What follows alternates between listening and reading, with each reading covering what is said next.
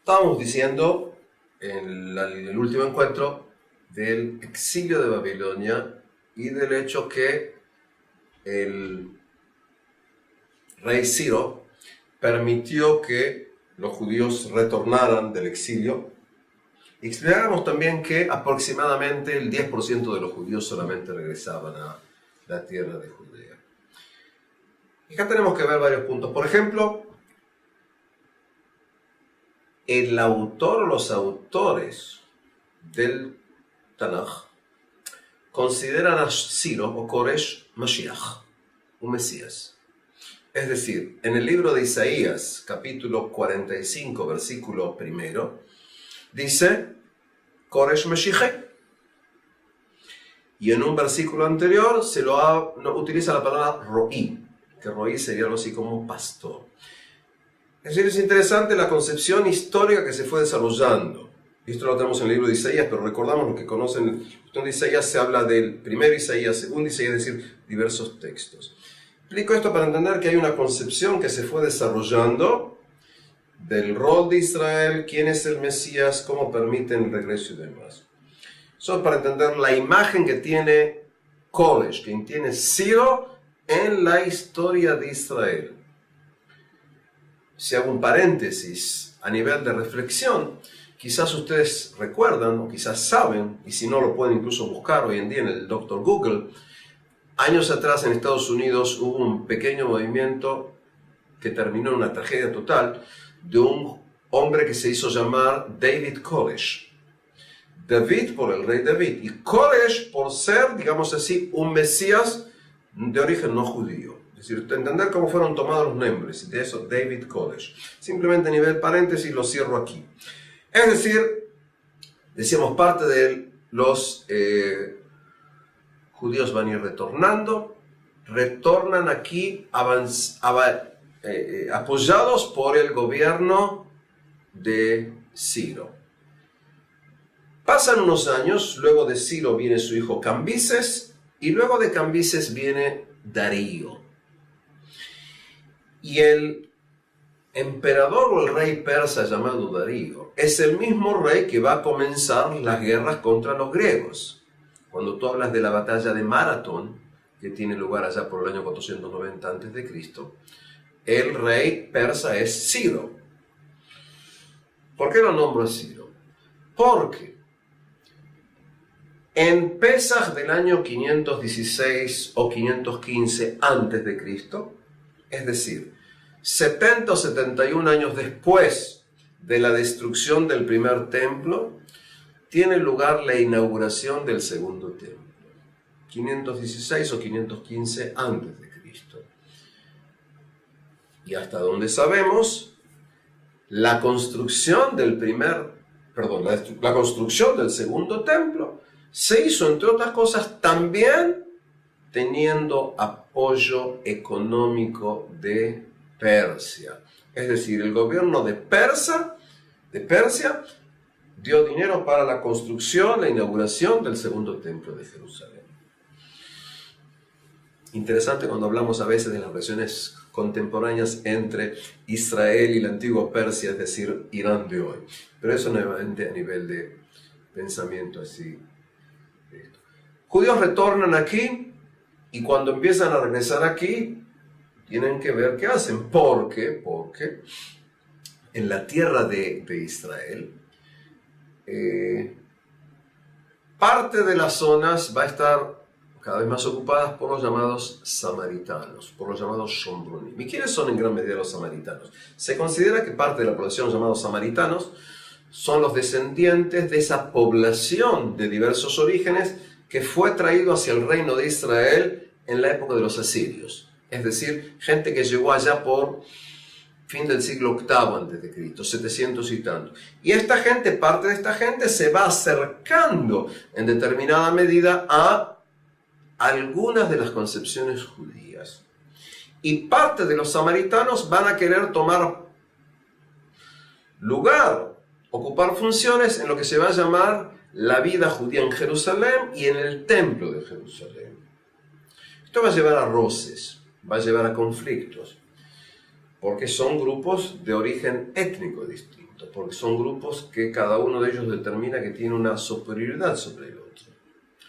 Y aquí que pasando el tiempo, aproximadamente para el año 450 a.C., llegan juntos o separados, no sabemos, Esdras y Nehemías. Acabo de decir que no sabemos si llegan juntos o separados porque hay una serie de controversias a nivel histórico con respecto a esto. Esdras y Nehemías son dos judíos que vienen enviados hacia mediados del siglo V a.C. por el gobierno persa. Esdras y Nehemías, o Esdras y Nehemías, fíjense, Esdras es la ayuda, Nehemías es el consuelo de Dios, esa es la traducción del nombre, Nehemías. Estos individuos llegan aquí a Jerusalén. Y yo aquí en este curso no voy a hacer ahora la diferenciación entre las actividades de ambos, sino voy a explicar qué hicieron los dos, tomando en cuenta que quizás vinieron juntos o quizás con poco tiempo de diferencia. Hay quienes nombran a Esdras y Nehemías como padres del judaísmo clásico, ni más ni menos. ¿Quiénes son estos personajes? Esdras parece ser que llega primero. Esdras tiene, por decir así, un mandato dado por el gobierno babilónico. Y tanto Esdras como Nehemías tienen poder para instaurar el orden. Tienen incluso la posibilidad de dar condenas a muerte. Hasta donde sabemos nosotros no tuvo lugar esto. Esdras y Nehemías empiezan a organizar a la población judía del lugar y empiezan a actuar imponiendo determinadas reglas. Por ejemplo, Esdras y Nehemías imponen que se debe observar en forma rígida el Shabbat. Es decir, parte de la población judía no practicaba, no cuidaba el Shabbat. Esdras y Nehemías van a instituir que por lo menos una vez en la semana, el día Shabbat, se va a leer en forma pública la Torah. Hay quienes consideran que entonces estamos hablando acá de la costumbre que luego se va a dar de leer lo que se llama, ¿sí?, una vez por semana la Torah. Costumbre que se va a dar en Israel y que siglos después en Babilonia se va a hacer 3 veces por semana, lunes, jueves y sábados. En definitiva, luego los judíos van a adoptar la postura babilónica. Cuidar el Shabbat, 2 lecturas de la Torah. Ellos van a organizar, van a llevar a una gran asamblea. Y hay quienes consideran que aquí es el origen de lo que se va a llamar Knesset Hagdolah. Y Anshe Knesset Hagdolah parece ser que va a ser la institución madre de la que luego se va a desarrollar el llamado Sanhedrin. Ahora, según la concepción talmúdica, Anshe Knesset Hagdolah eran 120 individuos. Cuando lleguemos al Sanhedrin se va a hablar de 70 o 71. En la Knesset, en el actual Parlamento de Israel, hay 120 individuos porque según la tradición talmúdica, en la gran asamblea habían 120 individuos. Hablamos de Shabbat, lectura de la Torah, observación del Shabbat. La gran asamblea, había muchos judíos, parece ser, que estaban casados con mujeres no judías. Y la postura de Esdras y Nehemías es que hay que expulsar a las mujeres no judías porque influyen en el hecho de que se continúe con la idolatría. La pregunta es, ¿tuvo lugar la expulsión o no? Nosotros no sabemos. Pero estamos aquí hablando de un intento de llevar a un marco familiar netamente judío, y esa es la postura de ellos. Esdras y Nehemías van a reforzar la postura y el lugar de los levitas y de los sacerdotes dentro del marco judío. Y van a imponer a todos los judíos a entregar un diezmo, es decir, una 10ª parte de sus ingresos, para poder mantener a la clase sacerdotal y los levitas. Y tomando en cuenta que van a considerar que la dirección que el pueblo debe estar en manos de los sacerdotes, podemos decir que están llevando a la creación de una teocracia judía.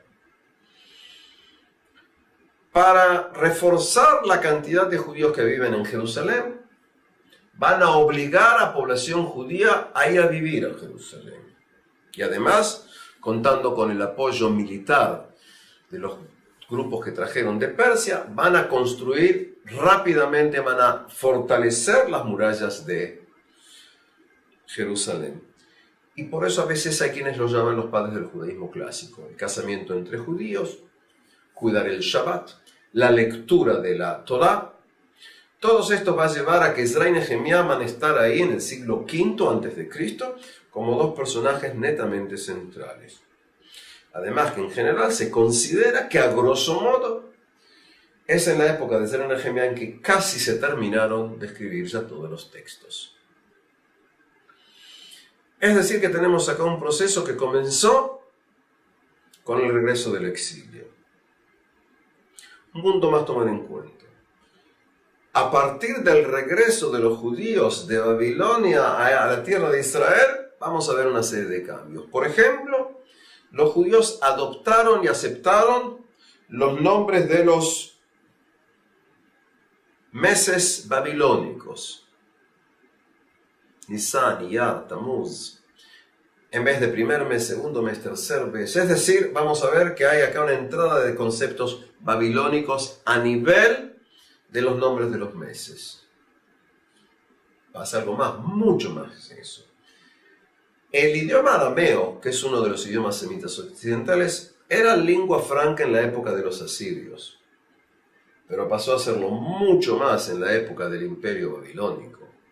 Es decir, el arameo va a ir a veces ocupando el lugar del hebreo, aunque todavía se va a seguir utilizando el hebreo y se va a escribir en hebreo, como va a ser luego la Mishnah. Pero lo más importante también va a ser que lo que se llama el alfabeto, la escritura aramea, va a reemplazar a la antigua escritura hebrea. Esto es muy importante. Hasta el siglo VI a.C. aproximadamente, los judíos utilizaban lo que se va a llamar la escritura hebrea antigua. A partir de ahora, del siglo VI en adelante, los judíos van a utilizar lo que se llama Ktav Ashuri HaMerubah, es decir, la escritura aramea cuadrada. Y esto implica que las letras que usamos en el hebreo,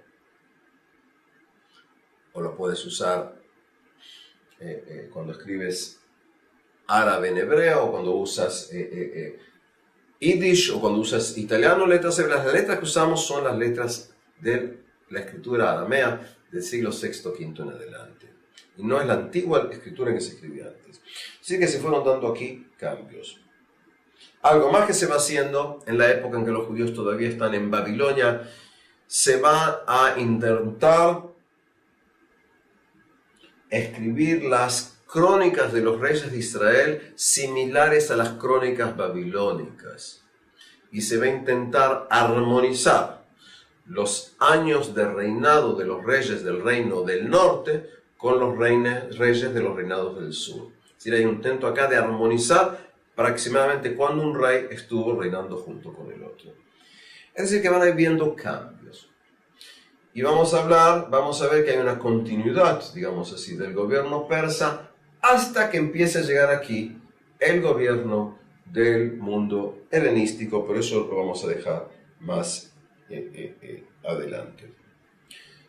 El punto que quiero ver acá es lo siguiente, y es tomando en cuenta que los últimos profetas, más o menos, se considera que actuaron allá por el siglo V a.C., y tomando en cuenta que hemos visto desde el comienzo del curso un proceso desde la época patriarcal hasta más o menos la época de Ezra y Nehemías, pienso que es importante que ahora tratemos de centrarnos en un fenómeno muy único, y es el fenómeno de la profecía.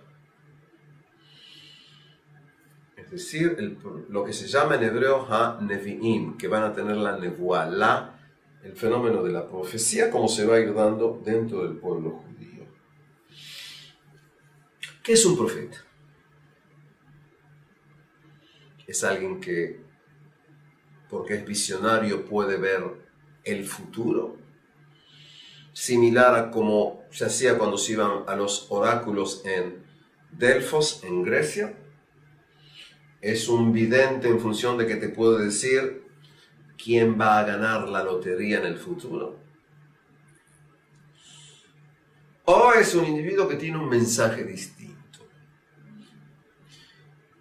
Es decir, entre los sumerios, los acadios, los egipcios, los troyanos, se podía leer el futuro, por ejemplo, abriendo un ave y viendo la forma del corazón, o el hígado, o viendo en qué medida había aves en el cielo.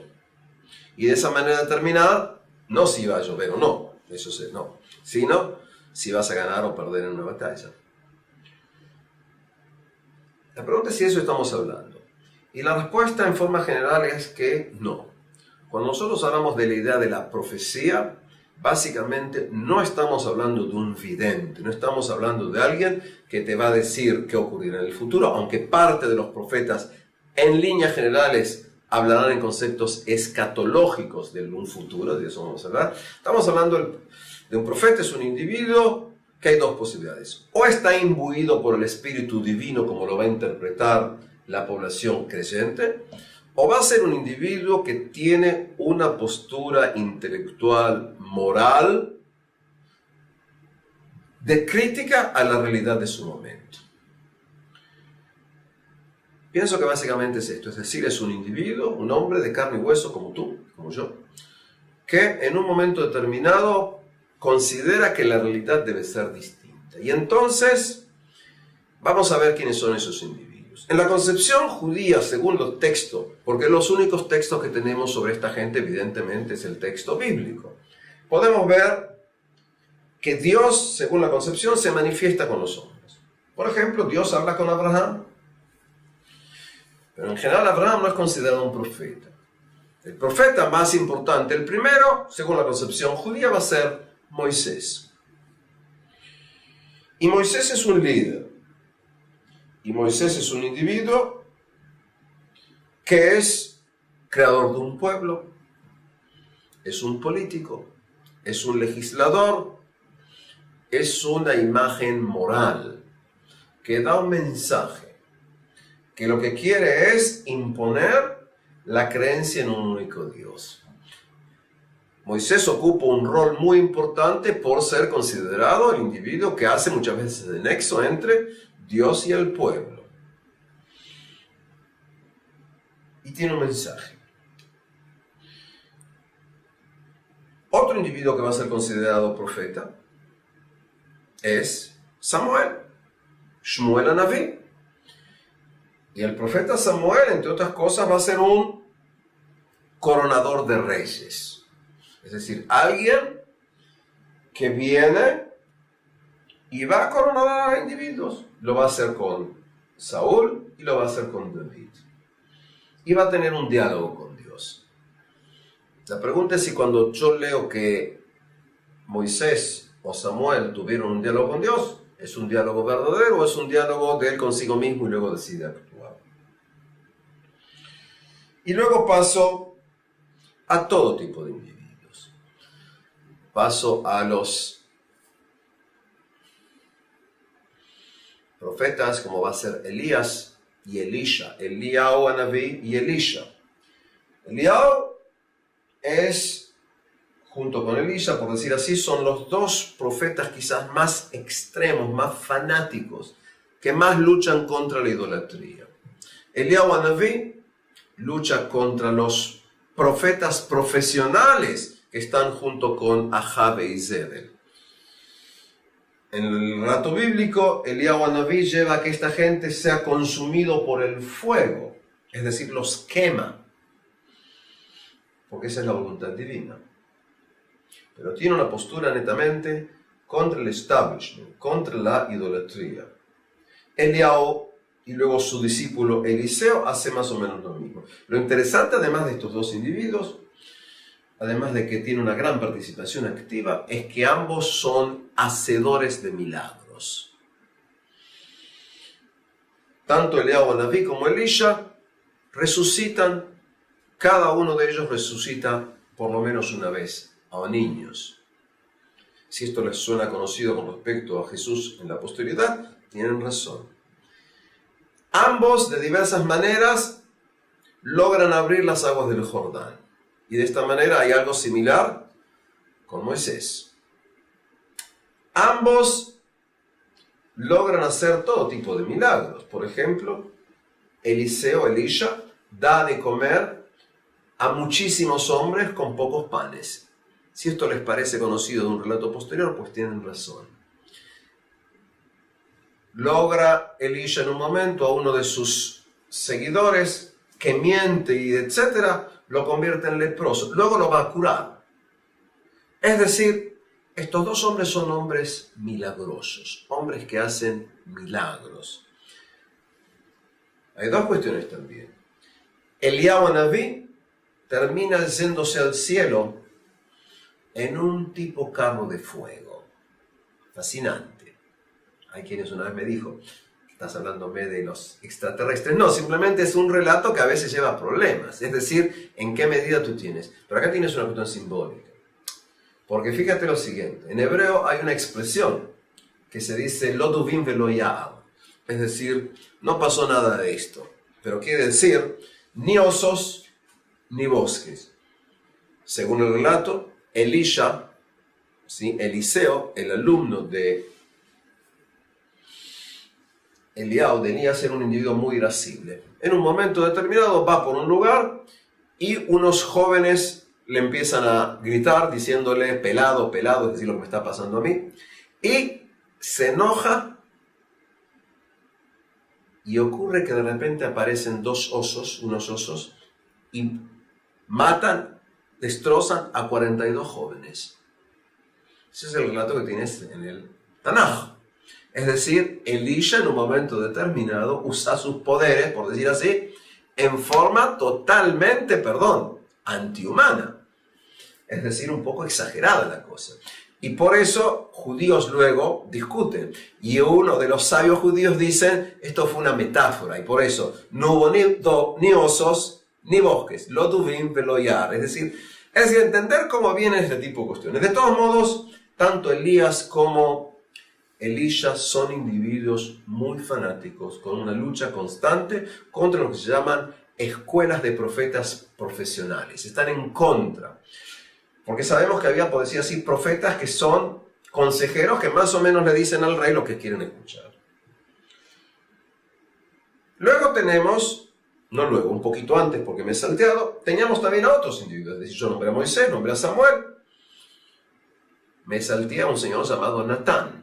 Y Natán, que también es profeta y está en la corte del rey David, es un asesor, es un moralista, pero también es alguien que toma parte para lograr coronar a Salomón. Pasando el tiempo, yo nombré también a Ahía Shiloní. Cuando Jeroboam se escapa a Egipto, dijimos que vino un señor llamado Ahía, toma una capa tipo Superman y la corta en 12 pedacitos y le da 10 diciendo, esto será tu reino futuro. En otras palabras, estoy hablando con individuos que básicamente tienen una postura de líder, una postura de consejero. Pienso que cuando nosotros hablamos de la profecía, hay un concepto que se suele utilizar y es la profecía clásica. ¿Cuándo surge el profeta clásico? ¿Qué mensaje tenemos de lo que se llama el profeta clásico? Se considera en general que la profecía clásica, enseguida voy a explicar qué es, surge después de estos personajes que estoy nombrando. Surge sobre todo a partir del siglo VIII a.C. Es decir, no con Elías, ni con Eliseo, ni con los que estuvieron antes. No, estamos hablando de otro tipo de individuos. Estoy hablando de individuos como ser Amós, Isaías, Jeremías, Malaquías, Ezequiel. Daniel es un problema porque no todas las corrientes judías lo definen como profeta. Para muchos de ustedes quizás resulte raro, pero no todos. Está discutido si Daniel era o no profeta. De todos modos, estoy hablando de personajes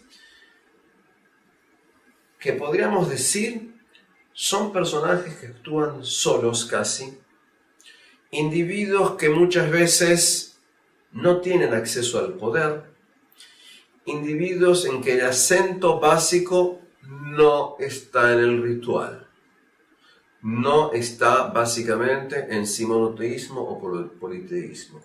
El mensaje de ellos pasa por otras esferas completamente distintas. No quiere decir que no hablen contra la idolatría, también hablan contra la idolatría. Jeremías sale contra el asunto increíble de que hubo quienes ofrecían niños a Moloch, a ese Dios terrible. Pero el mensaje de estos profetas va a ir pasando por otras cuestiones. Y podemos decir, para hacerlo en general, que la contribución de los profetas se va a dar básicamente en tres ramas, no en tres ramas, en tres dimensiones, en tres áreas. En los valores, en la concepción de la historia y en lo que se llama la escatología. Es decir, en tres áreas básicamente estará lo que se llama a veces la contribución de los profetas. Valores, en la concepción de la historia y en escatología.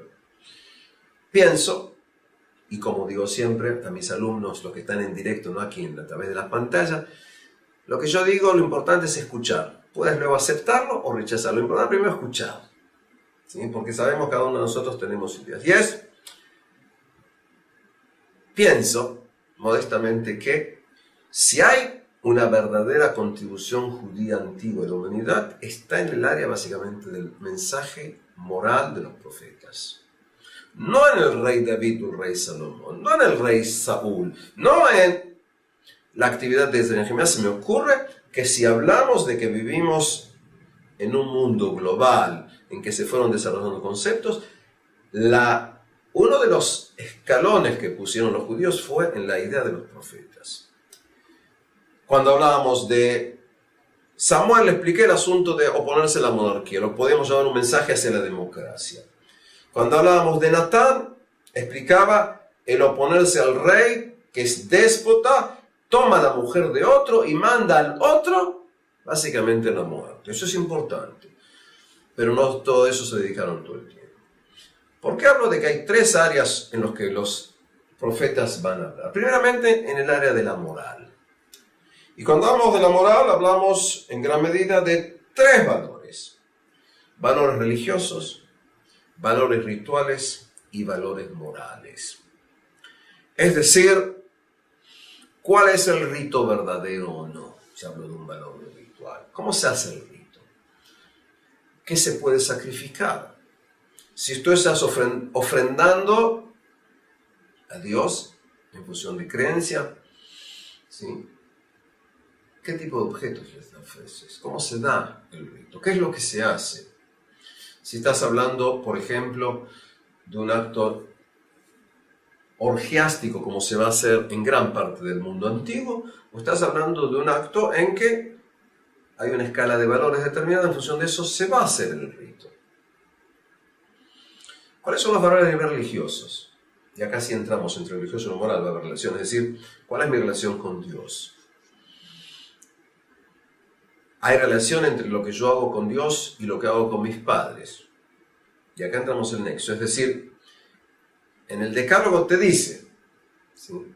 Respetarás a tu padre y tu madre y se te alargarán los días sobre la tierra. Es decir, una idea aquí se va relacionando.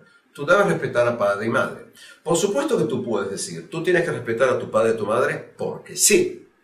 No tiene que ser condicionado. Pero hay acá una idea determinada. Entonces, cuando hablamos del valor moral, hablamos de lo que explica Amós. Y Amós es, por antonomasia, el profeta que habla contra la explotación del hombre por el hombre. No así porque sí. Cuando tú hablas del siglo XIX, había pensadores de corrientes socialistas, es decir, que querían cambiar la sociedad a nivel de un mundo mejor, de no explotar el hombre al hombre. Traían de Amós. La idea es, debes pagarle al jornalero al día que termina el trabajo. No puedes tú que estás empleando al individuo que trabaja por día, no dándole su sueldo. O cuando sale contra lo que se llaman siparotat bashan, es decir, esos individuos que como básicamente tienen la gula constantemente. Es decir, tenemos una cuestión moral de no explotar al prójimo, de ayudar a los demás, de desarrollar la idea famosa, ¿sí? La famosa idea que tienes en el libro Vaikra, Yudtet Yudhet, es decir, Levítico, capítulo 19, versículo 18, en que dice, Ve'aftare rajaka moja, y es, amarás a tu prójimo como tú mismo. Esa idea es netamente una idea judía del Deuteronomio. No estoy hablando de que quién tiene monopolio sobre ideas. No, estoy hablando de lo que se llaman las primeras fuentes de lo que se llama una moral universal.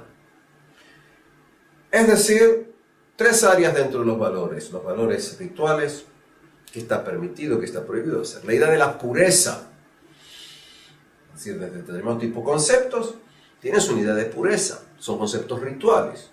Si está permitido o no, por ejemplo, a nivel de comida, si puedes comer comida cruda o no, se debe cocer. Las diferencias que tienes en concepciones de valores religiosos, de valores rituales, entre el hombre y los no hombres.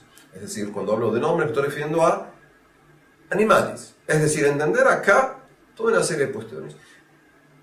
Cuando hablamos de valores también lo siguiente, y es, hay valores universales y hay valores que según los profetas deben cuidar los judíos.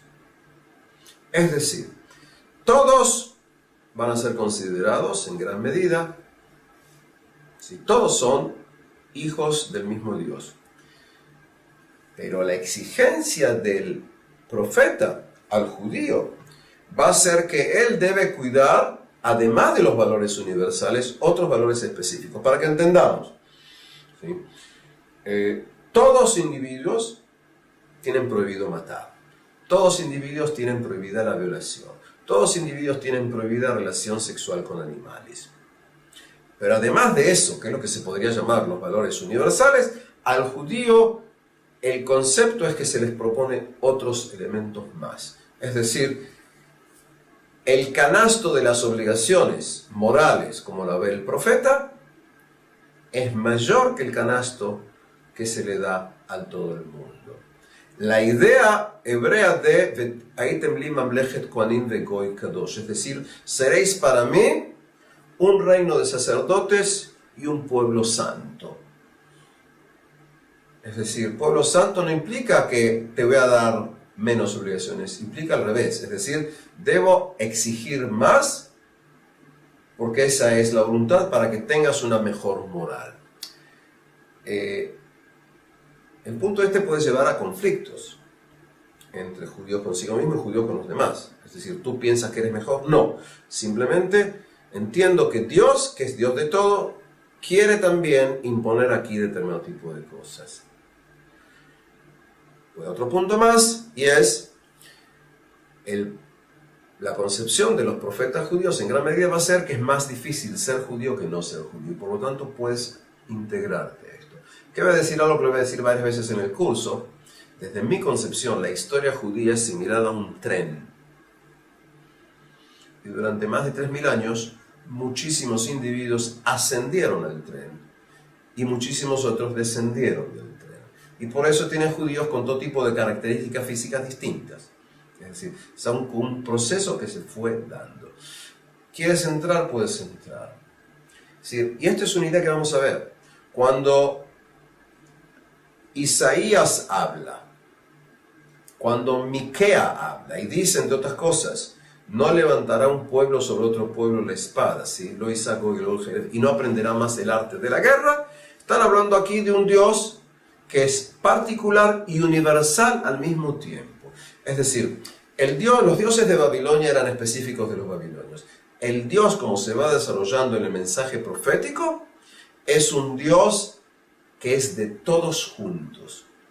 Y por eso, y en función de eso, vamos a ver que uno de los puntos, decía, es el mensaje de los valores, y acá pasó al segundo, y el segundo es la noción de la historia. Es decir, el mensaje de los profetas tiene una dimensión de valores y otra dimensión es la dimensión de la comprensión de la historia.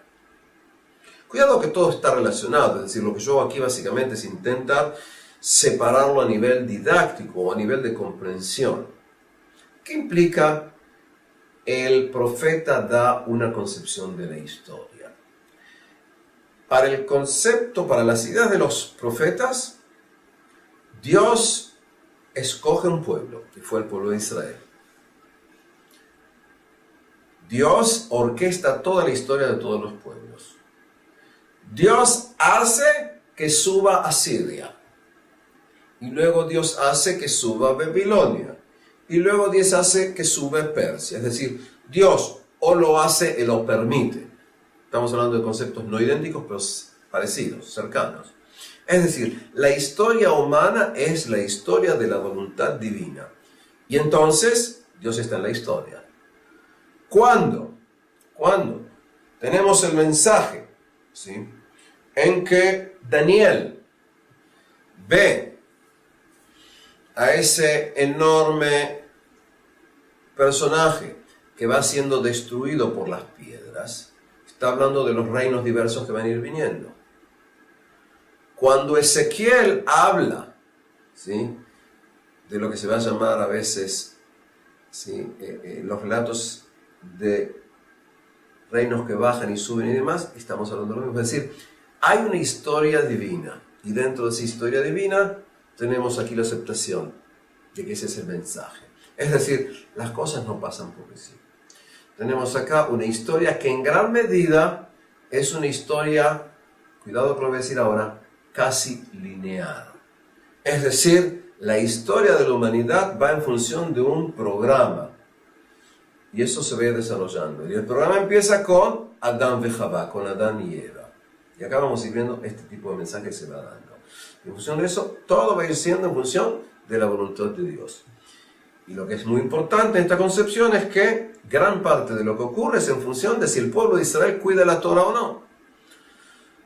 Porque como el pueblo de Israel no cuida la Torah, manda un pueblo. Esto es interesante por lo siguiente. Los autores o el autor del libro de los Shoftim, del libro de los profetas, entienden que la historia del libro de los profetas es una historia cíclica. Es decir, el pueblo de Israel dejó de cumplir con la Torah. Dios envía a un elemento dominador. El pueblo de Israel vuelve al camino de la Torah y Dios le envía un salvador. Es decir, cuando yo hablaba en la otra clase de los jueces, de esto no entré, pero entiendo que quiero que veamos que, es decir, estaba de qué ocurre ahí a nivel del anfictionio y de las traducciones, pero la presentación en el concepto bíblico es una historia cíclica, constante. Va dando vuelta aquí. Y entonces hablamos de lo que llamamos, ¿sí?, la concepción de la historia. Y lo vemos en Isaías, en Jeremías, en Daniel, reinos que surgen y reinos que desaparecen. Esta concepción la vamos a ver luego en pensadores judíos medievales. Por ejemplo, Yehuda Leví y todo otro tipo de individuos, es decir, los reinos suben y bajan. Dicho sea de paso, en otra dimensión, es interesante que a veces en la historiografía moderna, no hablo de la postmoderna, hablo de la historiografía moderna, a veces entendemos que los países, los pueblos, como algo orgánico, pasan como si fuera así un proceso de nacimiento, desarrollo y casi desaparecen. Aquí entramos a poner a Dios en la historia.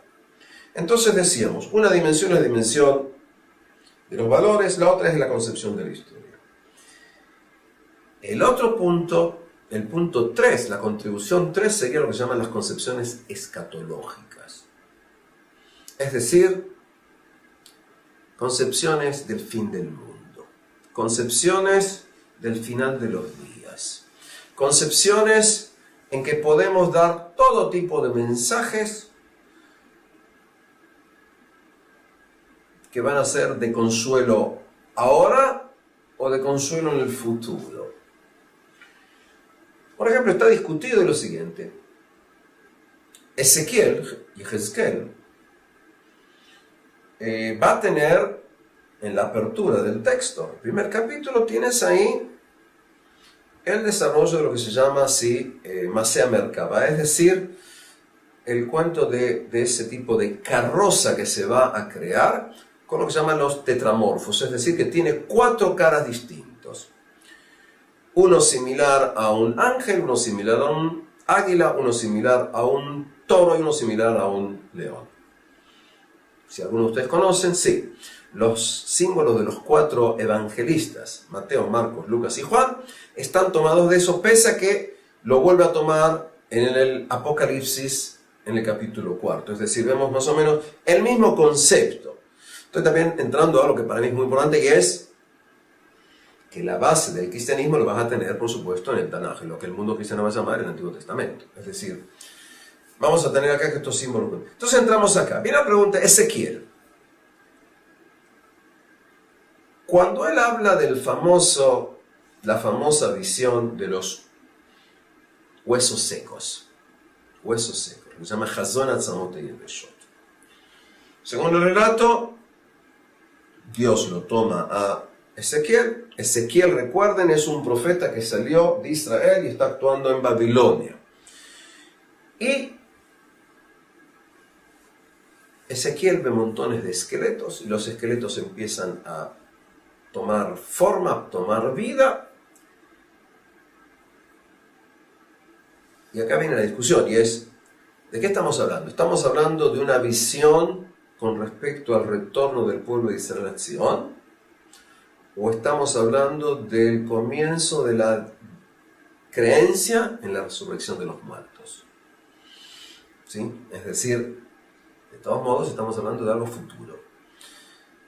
El mundo luego lo va a llevar en función del fin de los tiempos, la resurrección de los muertos, las famosas semanas que vamos a tener en el libro de Daniel. Es decir, se va desarrollando una idea de un mundo venidero. No dije que está desarrollado, que ya se definió, pero tenemos acá la base, y sobre estos valores, que los tenemos en los textos del Antiguo Testamento, van a empezar a desarrollarse en la época del Segundo Templo ideas como ser el mundo venidero, premio y castigo y demás. Pero la base ideológica la vamos a tener acá, y en función de eso se va desarrollando. Las concepciones escatológicas se van a relacionar también con la de la historia, por supuesto. Y por eso vamos a ver profetas como ser Abdías, como ser Joel,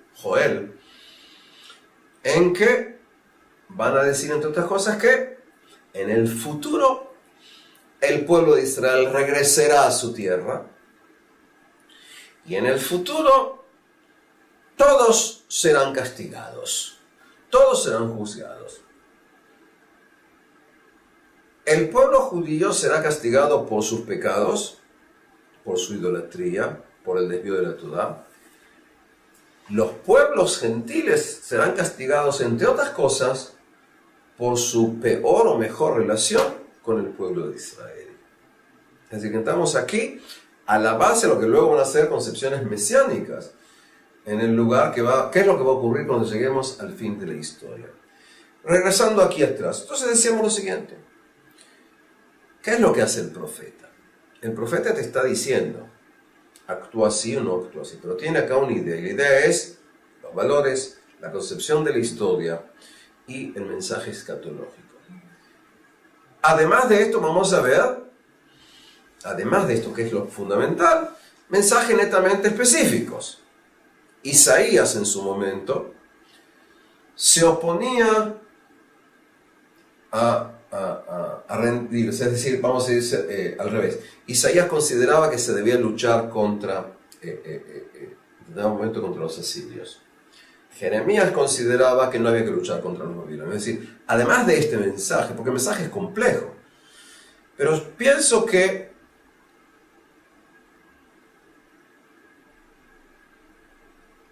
lo más interesante de esto es que el mensaje de los profetas fue incluido en la canonización. Porque en la mayoría de los casos, no en todos los casos, pero en muchos casos, los llamados profetas como ser Isaías, Amós y demás, Isaías, Amós, Jeremías, fueron rechazados por la mayor parte del pueblo. Es decir, Jeremías, que es el profeta que dice, no hay que luchar contra los babilónicos, hay que aceptar el yugo de Babilonia, es perseguido, es arrojado a un pozo, casi se lo mata, y cuando viene la destrucción del templo, ¡oh!, se tiene que huir a Egipto. Isaías, según el Midrash, según las explicaciones posteriores, fue matado por el rey. Eso no está en el texto bíblico, pero es decir, pero Isaías va a ser serruchado vivo estando dentro del tronco de un tronco hueco de un árbol. Es decir, ¿qué le dicen a Amós? Amós, que es del sur, actúa en el norte. ¿Y qué le dicen? Le dicen Naví lech brach, es decir, profeta, vete y escápate, porque lo que tú dices no queremos. Es decir, el profeta es el que está en la oposición, es el crítico, es el intelectual, es el que da un mensaje que perdura. Y pienso que ahí está la grandeza de ese mensaje.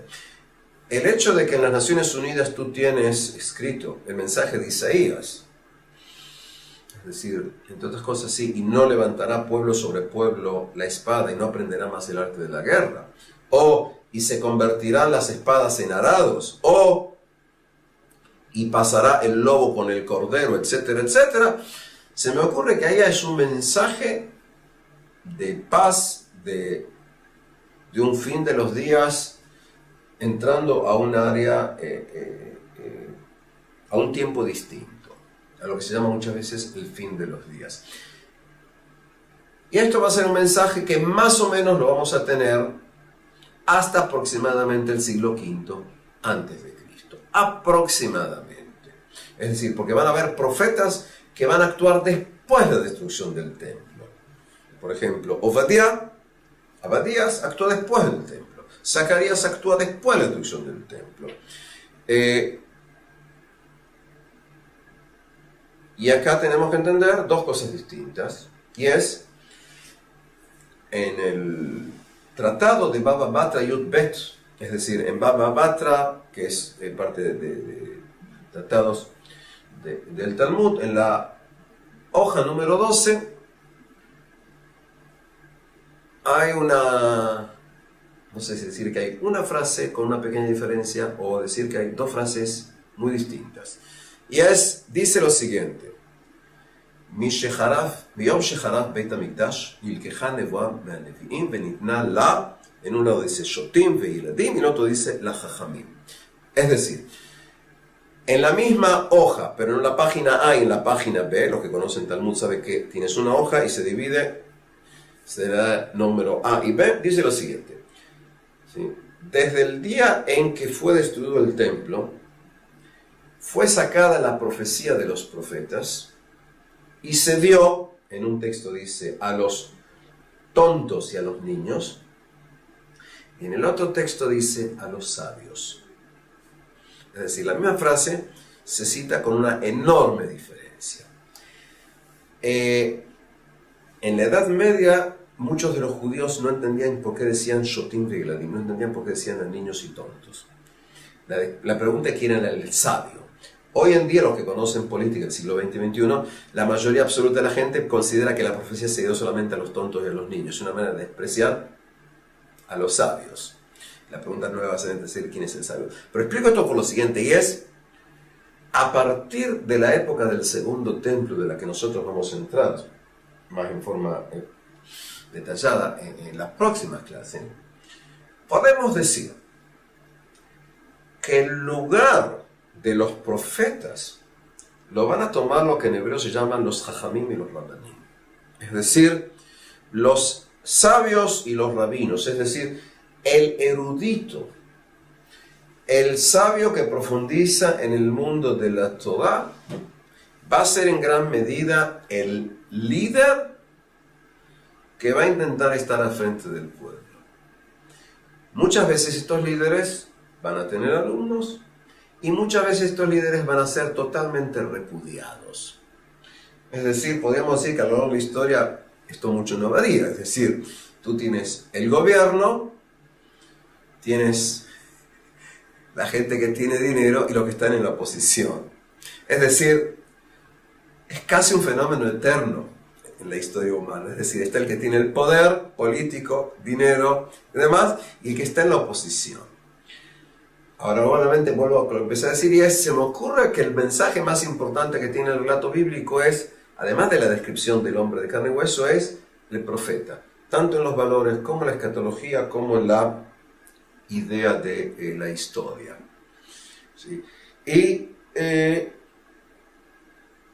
acá un punto que es muy importante también, siguiendo con eso, y es que si tuviera que resumir en gran medida parte del mensaje de los profetas es: Dios quiere básicamente, o mejor dicho, Dios tiene básicamente exigencias morales y no rituales. ¿Sí? Por supuesto que mi lectura no tiene por qué ser la lectura de otro individuo. ¿Sí? Es decir, no estoy diciendo que no es importante que el individuo judío creyente cuide kashrut o no cuide kashrut, dietas alimenticias o no. Pero la idea básicamente, se me ocurre, del profeta es que lo más importante es la relación del hombre con el hombre, más que rendir un precio, y de uso adrede la palabra, un precio ritual. Es decir, es importante cuidar Kippur. Cuidado que Kippur de la época bíblica no es la Kippur de hoy. Pero quizás es mucho más importante ser un ser humano con el otro ser humano. Y ese es el mensaje que se me ocurre que nosotros rescatamos cuando vemos lo que se llama el mensaje de los profetas. Explico esto porque cuando nosotros intentamos ver el desarrollo de la filosofía en general, y sobre todo de la filosofía política en particular, cuando llegamos a grandes pensadores ingleses del siglo XVII, franceses, pero digamos, si tomo individuos como ser Hobbes, Locke, luego David Hume, etc., lo interesante es cómo rescatan el mensaje de los profetas del Antiguo Testamento para llevar la influencia moral en su filosofía política. Es decir, esa es la trascendencia de esto. Es decir, más que tener 1000 mujeres como Salomón, digamos así en forma. Es decir, entramos acá a toda una serie de cuestiones y es dónde está lo que se llama la moral de los profetas. Y entiendo que este es el punto básico. Fíjense que la mayor parte de la gente no habla del mensaje del profeta Elías. Están hablando básicamente de otro tipo de mensaje. Y fíjense también, ¿sí?, hay un profeta que tiene una personalidad muy interesante, y estoy hablando del profeta Jonás. Jonás en hebreo es Yoná. Yoná quiere decir paloma. Y la paloma es la que trae el olivo a Noé cuando terminó el diluvio. ¿Es casualidad que se llama Yoná Yoná? Pienso que no. Porque Yoná es por excelencia el profeta que, saliendo de la tierra de Israel, tiene que ir a Nínive. Y tiene que llevar el mensaje de Dios a los no judíos. Y tiene la discusión. Yoná se quiere escapar y por eso va a tomar el barco y luego va a ser tomado por un enorme pez. No es el antecedente de Pinocho, no, perdón. Es decir, entendemos acá, estamos hablando aquí de Jonás que va a ser escapado. Y luego de estar 3 días y 3 noches en el vientre de ese gran pescado, vuelvo a repetir, es un gran pez, no es una ballena, es un pez. El relato bíblico dice pez. Va a salir y va a hablar con su mensaje a individuos que no son el pueblo de Israel. Y acá tenemos un mensaje interesantísimo, es decir, el profeta que va a hablar a los demás individuos. Es decir, tenemos aquí toda una serie de personajes diversos, ¿sí? Y eso va a dar base a todo tipo de pensamientos. Evidentemente que a lo largo de la historia, el mundo de la creencia, el mundo de la fe, judíos, cristianos que toman el mismo texto, luego el Islam, que toma el texto y los cambia, pero muchas veces tiene sentidos similares. Evidentemente que va a haber una interpretación, muchas veces va a haber también una manipulación del texto. ¿Sí? Cuando se hablan de llegar al fin de los días, ideas escatológicas, pero pienso que básicamente tenemos acá un mensaje que quiero creer que, teniendo su base en el antiguo mensaje bíblico, puede quizás dar pie a una fe quizás inocente en el futuro, en un mundo mejor para todos.